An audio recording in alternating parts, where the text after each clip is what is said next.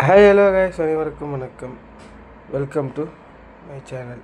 இப்போ நம்ம இந்த வீடியோவில் எதை பற்றி பார்க்க போகிறோன்னு பார்த்தீங்கன்னா, west Indies was New Zealand date ஓடி மேட்ச் ரிசல்ட்டை பற்றி தான் பார்க்க போகிறோம். ஆல்ரெடி பார்த்தீங்கன்னா நியூசிலாந்துக்கு 2-0 முன்னிலை இருக்காங்க. இந்த சீரீஸை வின் பண்ணியிருக்காங்க.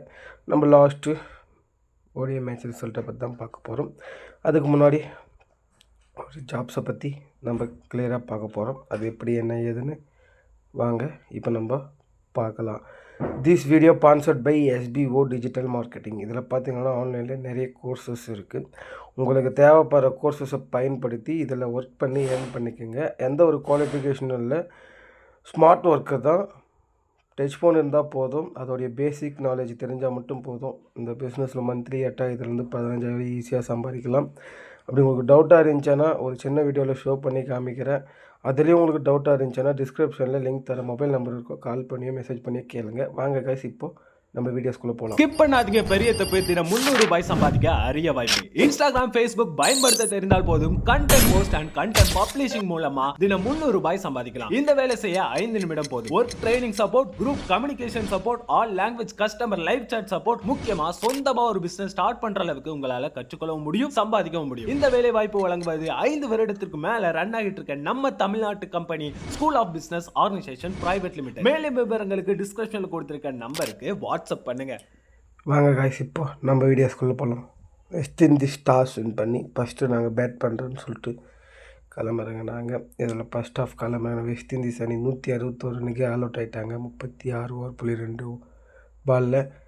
சாம்பல் 26 ரனில் அவுட் ஆகிட்டார். அகஸ்டி 17 ரனில் அவுட் ஆகிட்டார். காட்டி டெக் அவுட் ஆகிட்டார். ஷாய்வோப் 14 ரனில் அவரும் தன்னுடைய விக்கெட்ஸை விட்டார். ரூதர்ஃபோர்ட் 19 ரனில் அவரும் தன்னுடைய விக்கெட்ஸை விட்டார். அடுத்தடுத்து விக்கெட் விட்டு காரணத்தினால வெஸ்ட் இண்டீஸ் அணி 161 ரன் தான் அடித்தாங்க. அதுக்கப்புறம் பார்த்திங்கன்னா அடுத்தடுத்து விக்கெட் விட்டு காரணத்தினால ஏத்தன் சேஸ் 38 ரனில் அவரும் தன்னுடைய விக்கெட்ஸை விட்டார். கிராவிஸ் 1 ரனில் அவுட் ஆகிட்டார். ஸ்ப்ரிங்கர் 12 ரனில் அவரும் தன்னுடைய விக்கெட்ஸை விட்டார். அடுத்தடுத்து விக்கெட் விட்ட காரணத்தினால வெஸ்ட் இண்டீஸ் அணி 161 ரன்னுக்கு ஆல் அவுட் ஆகிட்டாங்க. ரொம்பவே சூப்பராக பவுலிங் பண்ணியிருக்காங்க நியூசிலாந்து அணி. 162 ரன்னை டார்கெட் கொடுத்தாங்க. இதில் யார் ஹையஸ்ட்டாக விக்கெட் எடுத்துன்னு பார்த்தீங்கன்னா ஹென்ரி 4 விக்கெட்ஸ் எடுத்திருக்காரு. Duffy 2 wickets, Mitchell Santner 2 wickets, Foulkes 1 wicket, Jamieson 1 wickets. எல்லாருமே கான்ட்ரிபியூட் பண்ணியிருக்காங்க பிரேஸ்வெல்லை தவிர.